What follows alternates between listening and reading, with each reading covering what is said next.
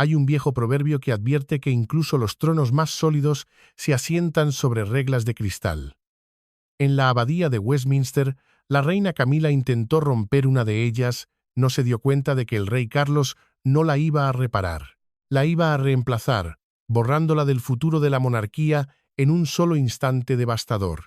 Sucedió como lo hacen todos los desastres reales. Silenciosamente, detrás de puertas cerradas, la luz dorada y pálida que se filtraba a través de las vidrieras de la abadía de Westminster proyectaba sombras largas y solemnes sobre el antiguo suelo de piedra, cada mota de polvo danzando en los haces de luz como fantasmas de una historia milenaria.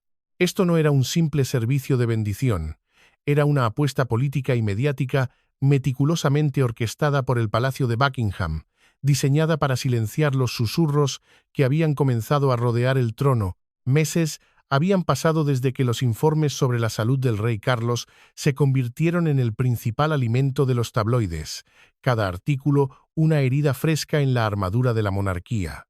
Desde su coronación oficial en mayo de 2023, el monarca había trabajado incansablemente para modernizar la institución, pero el peso de la corona y el paso del tiempo parecían estar drenándolo. En los pasillos sombríos del castillo de Windsor, las conversaciones sobre una transición ya habían comenzado. Susurros que se movían de una boca a otra como una niebla fría. La ceremonia de hoy, oficialmente titulada La bendición para la continuidad, estaba destinada a ofrecer la respuesta más firme posible. El rey seguía aquí, pero el futuro estaba listo. En el centro de todo se encontraban Guillermo y Catalina, la encarnación de una nueva monarquía perfeccionada, el baluarte contra la incertidumbre. El príncipe Guillermo, que había pasado años entrenándose bajo las inmensas sombras de su abuela y su padre, irradiaba ahora una calma tan fría que rozaba el desapego. La chispa rebelde de la juventud había desaparecido de sus ojos, reemplazada por la tranquila previsión de un hombre que ya había vislumbrado su propio destino. Un destino escrito en sangre y deber. A su lado, Catalina, la princesa de Gales, personificaba una gracia refinada que se había afilado con la adversidad. Desde sus desafíos de salud personales en 2024, había regresado con una presencia mucho más imponente. Una fuerza silenciosa, pero inquebrantable. Ya no era simplemente la gentil nuera real, sino una futura reina consorte de una fuerza inconfundible.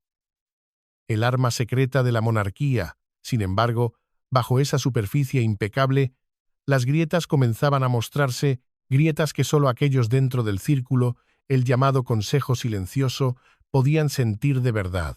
La ceremonia, cuidadosamente escenificada como una muestra de unidad real y tranquilidad pública, se desvió del guión en cuestión de minutos, enviando ondas de choque a través de la monarquía que continúan reverberando a cada hora. Lo que debía ser una afirmación de orden se convirtió en el preludio de una confrontación que amenazaba con trastocar toda la línea de sangre real. Porque en la casa de Windsor, la historia nunca está muerta, ni siquiera es pasado. Según el guión meticulosamente redactado por la oficina del Lord Chamberlain, la reina Camila debía entrar junto al rey, un símbolo cuidadosamente coreografiado de unidad entre la generación presente. Camila, la mujer que había pasado toda una vida moviéndose de la sombra a la luz, de ser la tercera parte vilipendiada en el matrimonio de cuento de hadas de una nación, a la consorte indispensable del monarca. Su presencia a lo largo de los años había sido una prueba de persistencia, una clase magistral en la supervivencia dentro de la jaula dorada. Pero también había sembrado barreras psicológicas dentro de la familia, heridas que nunca cicatrizaron, especialmente en su complicada relación con Guillermo, el hijo de la mujer que no pudieron proteger. Mientras la música ceremonial del órgano crecía, una leve onda de inquietud se extendió por las filas de altos funcionarios. Los ojos se lanzaron de unos a otros, un telégrafo silencioso de pánico controlado, y luego hacia la entrada oeste de la abadía. El asiento junto al rey, tapizado en terciopelo carmesí, permanecía vacío, un vacío deliberado, desafiante. El aire en la abadía se volvió denso, pero no de celebración. Era frío, controlado, calculado. La mano de Guillermo se apretó imperceptiblemente sobre el pomo de su espada ceremonial, sus nudillos blanqueando, aunque su rostro seguía siendo la máscara impasible de un soldado en guardia. Sintió la anomalía, la fractura en el orden cósmico del protocolo. En décadas de protocolo Windsor, un retraso tan inexplicable nunca se había permitido, especialmente en un evento tan vital para la credibilidad de la familia. Catalina, con su aguda intuición, sintió la carga negativa acumulándose en el aire, una estática que erizaba la piel. Se enderezó ligeramente, un movimiento casi imperceptible, como si con su propia postura pudiera llenar el espacio que su madrastra había dejado vacío. La ausencia de Camila no era un mero error logístico, evocaba las tensiones latentes sobre el estatus y la influencia entre ella y la pareja más joven. Desde la muerte de la reina Isabel II, Camila había trabajado para labrarse una esfera de autoridad distinta, negándose a permanecer simplemente como un apéndice de su marido, una sombra de la corona. Para los que estaban al tanto, esta silla vacía se sentía como una protesta silenciosa, un acto de desafío contra la reciente fijación de los medios en Guillermo y Catalina como el futuro inminente de la monarquía. Era un recordatorio de que, aunque Diana había sido enterrada, sus fantasmas aún caminaban por los pasillos del poder. El silencio que siguió no fue pacífico. Zumbaba con algo invisible, como una tormenta antes de tocar el suelo, la tensión palpable de una guerra fría que estaba a punto de volverse caliente. Las campanas de la abadía comenzaron a sonar, profundas y resonantes, cada tañido una vibración que se sentía en el pecho de todos los presentes. Era la señal para el rito principal, el momento en que la posición de cada miembro de la realeza sería afirmada ante Dios y el pueblo. Pero en ese preciso instante, la solemnidad fue desgarrada por un sonido en la parte trasera, un eco discordante en la santidad del lugar. Las pesadas puertas de roble de la entrada oeste no se deslizaron abiertas con el ritmo medido y reverente de los ujieres. Fueron empujadas hacia adentro con una fuerza impaciente, casi violenta. La mirada del rey Carlos, que había estado descansando sobre los hombros de Guillermo en un gesto de apoyo paternal, de repente se agudizó. Una corriente fría barrió la nave, un viento helado de presagio. Al final de la alfombra roja, una figura solitaria pero ferozmente decidida avanzaba, destrozando la coreografía ensayada durante meses. El sonido de sus tacones golpeando el suelo de mármol de la abadía de Westminster no resonaba con el ritmo medido y elegante que se espera de una reina consorte. Era apresurado, duro y cargado de afirmación, cada paso un martillazo contra el silencio. Camila avanzó hacia el corazón de la nave justo cuando el coro concluía un largo pasaje de un himno de Händel, forzando un silencio antinatural que obligó a todos los ojos a volverse hacia ella. En lugar de deslizarse por el discreto corredor de servicio para llegar a su asiento asignado, una ruta diseñada para la humildad, eligió el camino directo por el eje central de la ceremonia, el pasillo reservado para la procesión principal. Estaba cortando directamente a través de la frontera invisible que los expertos en protocolo habían trazado para honrar la primacía de Guillermo y Catalina. El comportamiento de Camila en ese momento era una extraña fusión de tensión extrema y determinación temeraria. Cada paso que daba era un desafío frontal al orden establecido, una remodelación de la monarquía por proximidad, no por legitimidad. Llevaba un vestido de un azul real casi desafiante, un color que competía directamente con el atuendo más sobrio de Catalina, y su sombrero, en lugar de ser un complemento elegante, parecía una corona autoimpuesta. Esta no era la entrada de una reina que venía a otorgar su bendición a la siguiente generación. Esta era la imagen de alguien que daba un paso adelante para reclamar su territorio, para recordar al mundo que, a pesar de la popularidad de la joven pareja, ella seguía siendo la reina. Una variable imprevista que ningún asesor principal había tenido en cuenta, un acto de insurrección en el lugar más sagrado de la corona. Los gestos que deberían haber sido suaves y diferenciales en un servicio de bendición, ahora llevaban una brutalidad velada, la forma en que agarraba su bolso de mano con una fuerza que blanqueaba sus nudillos, la inclinación altiva de su barbilla al pasar junto a las filas de dignatarios. Cada movimiento era una declaración de guerra.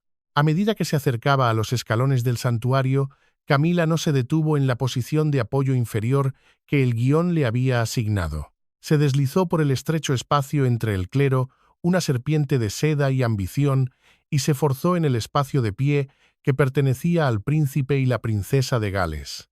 Fue una cruda invasión de territorio tanto personal como político, un ataque a la historia misma.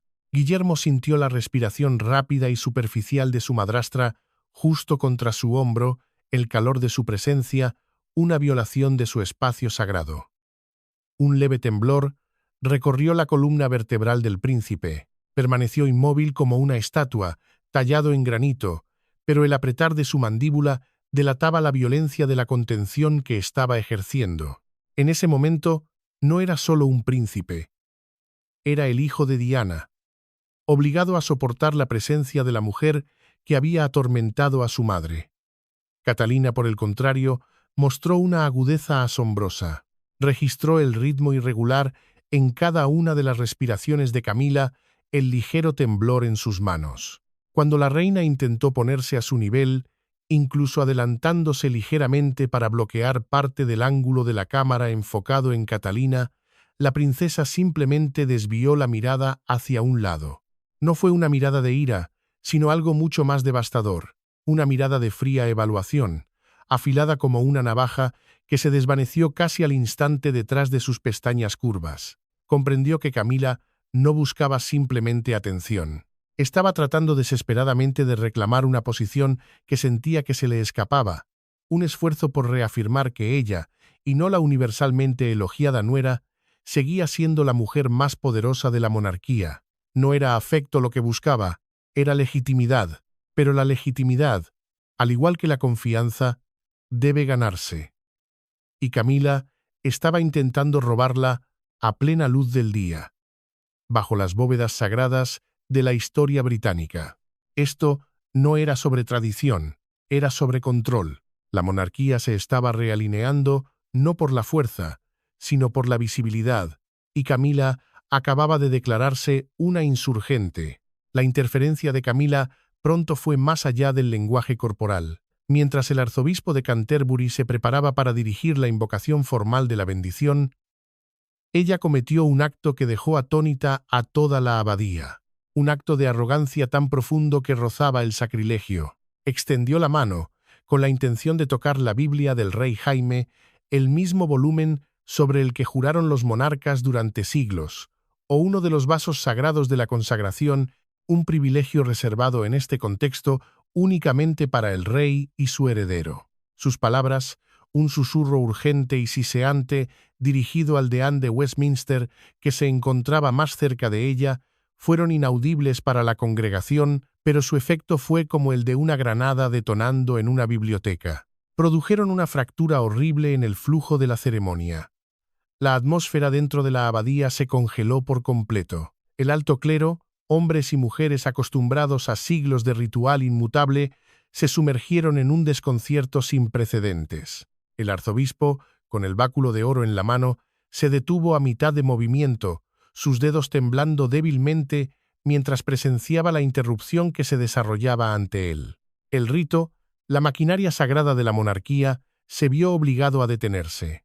Un pesado silencio descendió, tan prolongado y absoluto que se podía oír el viento silbando a través de las altas ventanas del triforio. Era el silencio que precede a una explosión. A través de las lentes ocultas de las cámaras, los ojos del público y la prensa comenzaron a capturar las expresiones más desprotegidas. La confusión era evidente en los rostros de los otros miembros de la realeza sentados en las filas inferiores. La princesa Ana, el duque de Edimburgo, sus rostros una mezcla de incredulidad y furia contenida. Estaban presenciando una fisura irreparable, una lucha desnuda por el espacio vital representada en el recinto más sagrado de todos. En su búsqueda de reconocimiento, Camila se había convertido, sin saberlo, en una nota disonante, en una sinfonía que exigía una armonía perfecta. No fue una disputa familiar, esto fue una violación del protocolo de la corona, fue un insulto a la memoria de la madre de Guillermo, la mujer que no pudieron proteger y a la institución que Carlos había jurado defender. Fue un acto que exigía una respuesta no de un marido, sino de un rey. El rey Carlos estaba de pie, presenciando todo. La calma que usualmente lo definía ahora se asemejaba a la quietud engañosa del mar antes de una tormenta. El cansancio de un hombre que luchaba contra la enfermedad, una fragilidad que había sido objeto de especulación durante meses, había desaparecido de sus ojos. En su lugar ardía una claridad fría y resuelta. Vio la confusión de su hijo, una mezcla de ira y deber en conflicto. Vio la paciente resistencia de su nuera, una fortaleza que era a la vez un escudo y una promesa. Y vio la pérdida de control en la esposa que había apreciado durante tanto tiempo, un acto de autosabotaje tan público que equivalía a una traición. En ese momento suspendido, mientras el mundo esperaba el colapso total de la ceremonia, el rey tomó una decisión. No fue impulsiva, fue la culminación de presiones que se habían estado acumulando a partir de señales anteriores de inestabilidad, susurros de descontento desde Windsor hasta Westminster. El pasado había regresado como una orden, no como un recuerdo. El fantasma de Diana, de la promesa rota y del deber descuidado, estaba en esa abadía y exigía una restitución. Dio un solo pequeño paso hacia adelante, sus manos apretando el cetro real hasta que sus nudillos se volvieron blancos. Su resolución se había cristalizado, forjada en el fuego de la crisis, y no admitía compromiso. La interrupción que Camila había creado, lejos de asegurar su posición, le había entregado al rey el pretexto perfecto para llevar a cabo una dolorosa pero necesaria cirugía de poder, un acto de preservación que la monarquía tenía demasiado miedo de hacer hasta ahora. No miró a Camila, su esposa, que seguía de pie, atónita, con la mano suspendida en el aire como una estatua rota, sino que miró directamente hacia adelante, hacia la convergencia de luz de colores que se derramaba a través de las vidrieras, hacia el altar donde descansaba el futuro de su linaje. El cuento de hadas había sido una mentira durante décadas, y el palacio lo sabía. Pero hoy, el rey estaba a punto de reescribir el final. No con ira, sino con una precisión clínica. La monarquía no es solo un símbolo, es una responsabilidad. Y Carlos estaba a punto de demostrar a quién le pertenecía realmente esa responsabilidad. La intervención desafinada de Camila había creado un agujero negro ritual donde cada regla de diplomacia y linaje parecía doblarse y deformarse. En esa pausa humillante, mientras el clero permanecía congelado como piezas de ajedrez abandonadas por su jugador, el rey Carlos III comenzó a moverse. Su movimiento no tenía la prisa de un hombre que se apresura a arreglar un error. Llevaba la gravedad mesurada de un soberano cumpliendo un destino ya escrito. Avanzó hacia el escalón más alto del santuario, donde estaban dispuestos los tesoros espirituales del reino sobre un paño de terciopelo. Tomó una pequeña corona ceremonial, rica en peso simbólico, no la corona de San Eduardo de la coronación en sí, sino una que llevaba la gravedad de un voto eterno, la corona de la continuidad, una reliquia inestimable usada solo en momentos de profunda transición dinástica. El metal precioso brillaba con una luz fría, reflejando la determinación inquebrantable grabada en el rostro del monarca reinante. El rey Carlos se giró, un movimiento brusco que hizo ondear el dobladillo de su manto real. No entregó la corona al clero para que realizara la bendición en el orden prescrito. En cambio, la llevó él mismo hacia Guillermo y Catalina, sus herederos de sangre. El acto desafió cada documento de protocolo, cada borrador minuciosamente preparado por la oficina ceremonial. Fue un golpe de estado de buena voluntad, un mensaje entregado no con palabras, sino con pura acción. Guillermo permaneció inmóvil, su pecho subiendo y bajando bajo el uniforme de gala.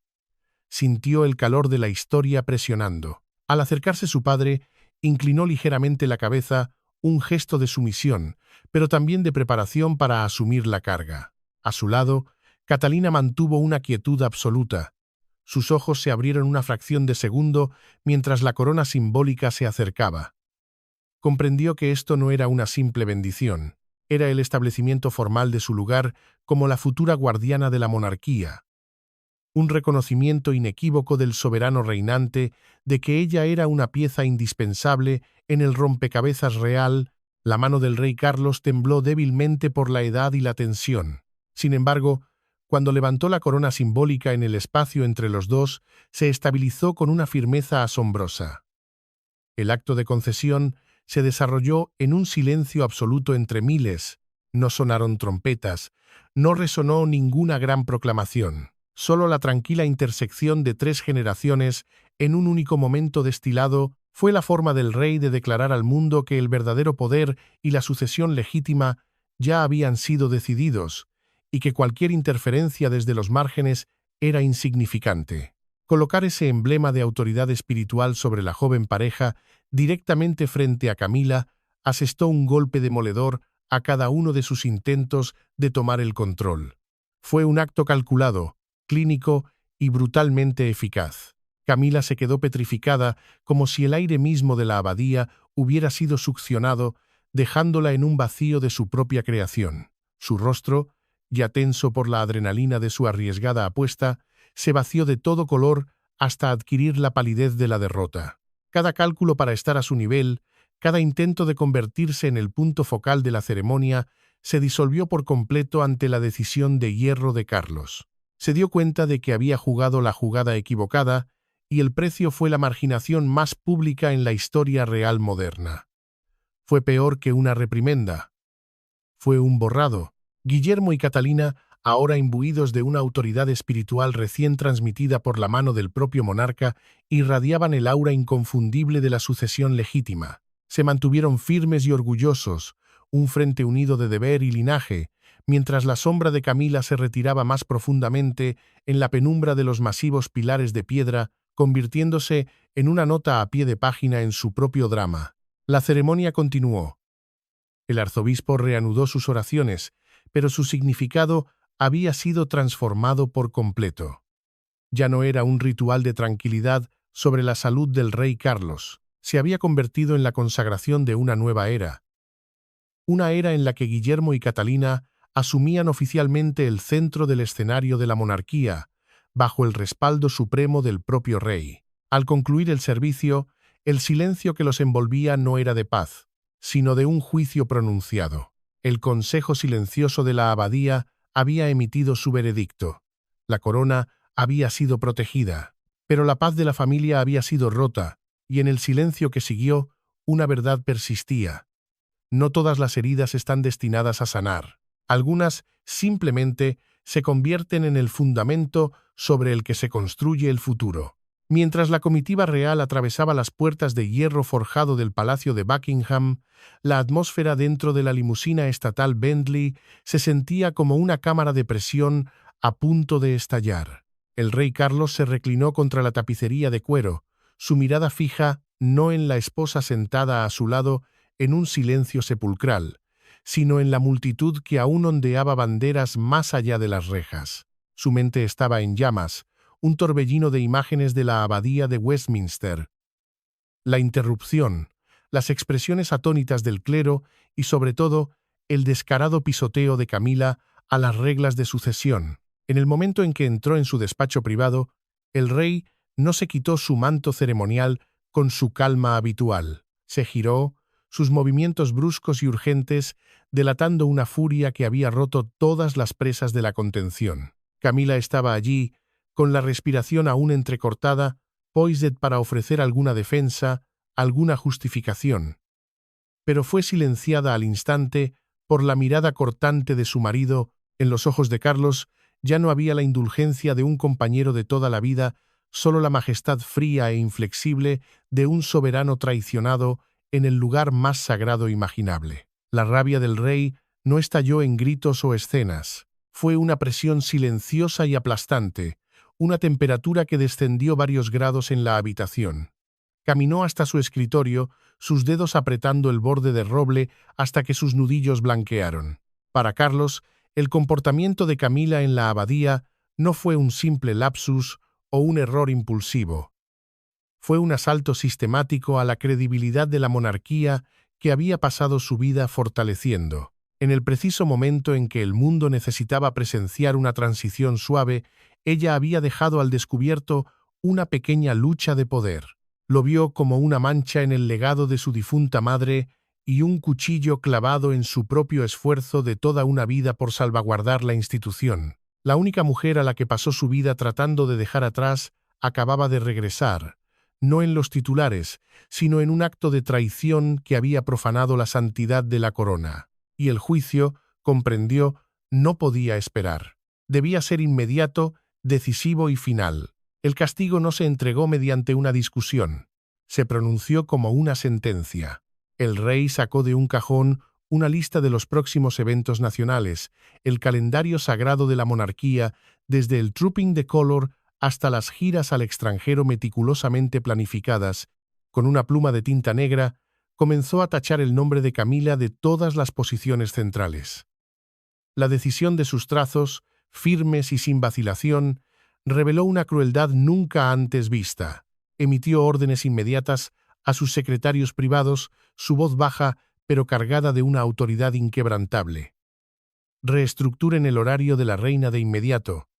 Cada papel ceremonial significativo que ostentaba en ocasiones de Estado debía ser despojado sin piedad.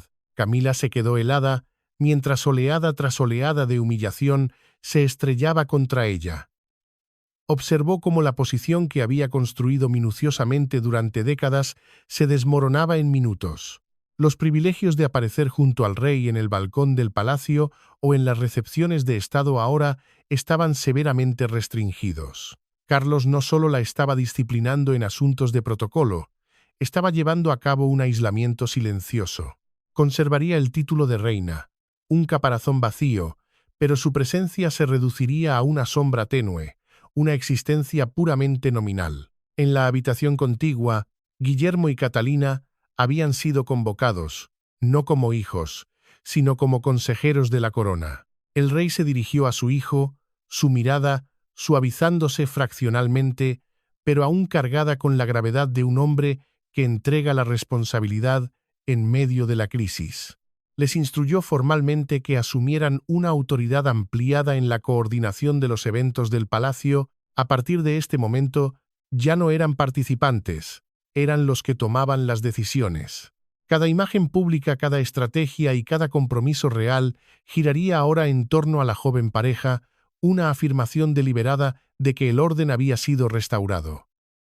No fue una purga legal, fue una simbólica, y para la monarquía, el simbolismo siempre lo ha significado todo. Tras las ondas de choque de la ceremonia en la abadía de Westminster, una nueva atmósfera comenzó a asentarse sobre los corredores del Palacio de Buckingham. No era el caos de la crisis, sino el bullicio disciplinado de una institución sometida a una transfusión de sangre. Las órdenes del rey Carlos se llevaron a cabo a una velocidad sin precedentes en la historia real moderna. Un cambio de poder silencioso pero contundente estaba en marcha, con cada eje de la monarquía girando ahora hacia el Palacio de Kensington, la residencia de Guillermo y Catalina. En las oficinas inundadas de luz, Guillermo comenzó a asumir el papel de un nuevo centro de mando.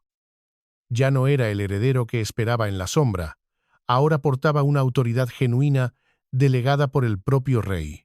Cada mañana, los informes de inteligencia, los horarios diplomáticos y los resúmenes estratégicos de los medios aterrizaban en su escritorio antes de llegar al rey. Guillermo mostraba una decisión de grado militar, cortando la burocracia roja, priorizando la eficiencia y la transparencia. Catalina, mientras tanto, se convirtió en la fuerza impulsora detrás de la renovación de la imagen.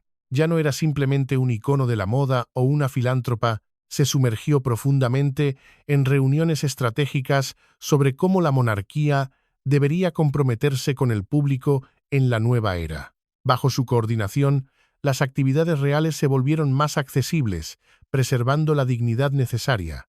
Llenó con una finura asombrosa los vacíos que Camila había dejado, con una calidez templada por una resolución inquebrantable. La reacción pública a estas conmociones se extendió como una ráfaga de viento, reavivando la fe en la monarquía. Las encuestas de opinión mostraron un apoyo abrumador para el rey Carlos y la joven pareja. Un público cansado de escándalos y división vio en la mano firme del rey una salvaguardia necesaria para la dignidad de la nación. Los medios de comunicación cambiaron su enfoque a la imagen de un nuevo trío de poder: Carlos, Guillermo y Catalina. Respetados medios de comunicación lo describieron como un golpe maestro, un sacrificio personal del rey para poner los intereses de la monarquía por encima de todo lo demás. No solo estaban reescribiendo la monarquía, la estaban reemplazando, lenta, silenciosamente y sin pedir permiso. Porque Diana había usado la amabilidad para resistir, Catalina la estaba usando para liderar. La desaparición gradual de Camila de los eventos públicos se convirtió en una realidad innegable. Las invitaciones a banquetes de Estado, inauguraciones de Parlamento e incluso discretas reuniones familiares en Sandringham ya no la incluían en posiciones prominentes. Su presencia se desvaneció, volviéndose translúcida como una vieja fotografía que se destiñe con el tiempo. Se retiró a la reclusión de las habitaciones aisladas de Clarence House, confrontando la soledad de alguien que había perdido la confianza última del rey.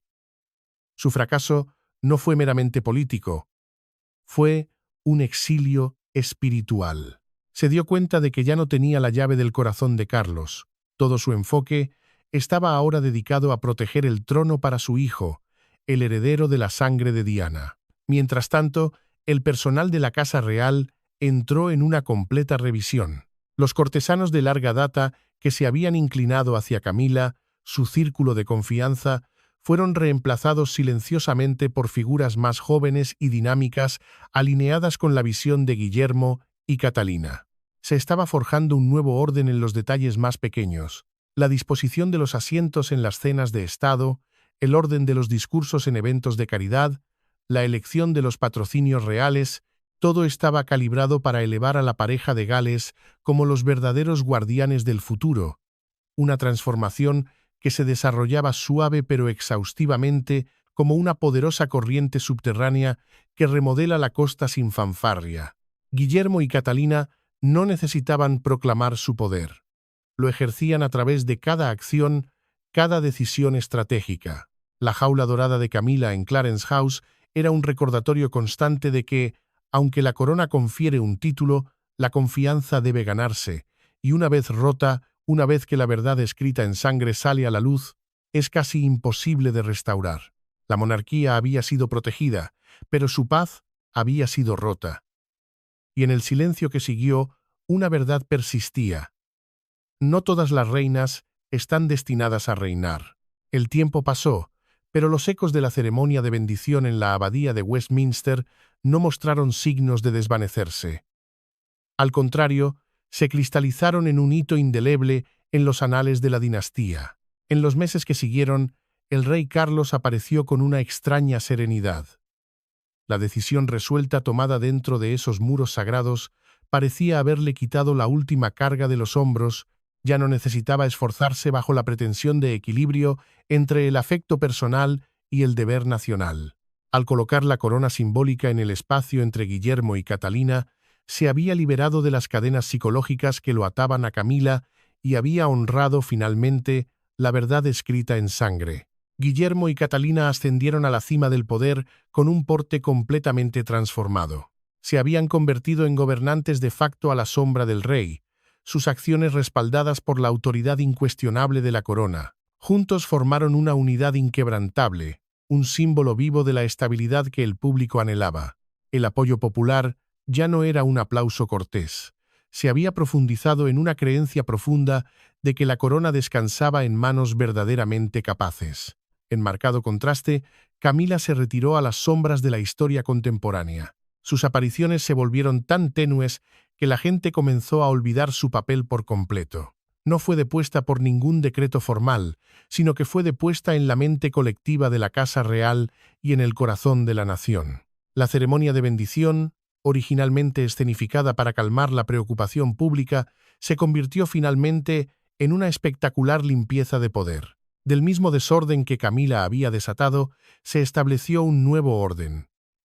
Uno en el que la sucesión ya no era una promesa del mañana, sino una realidad viva. Un nuevo capítulo en la historia real había comenzado, radiante y seguro, dejando atrás las tormentas y las sombras del pasado.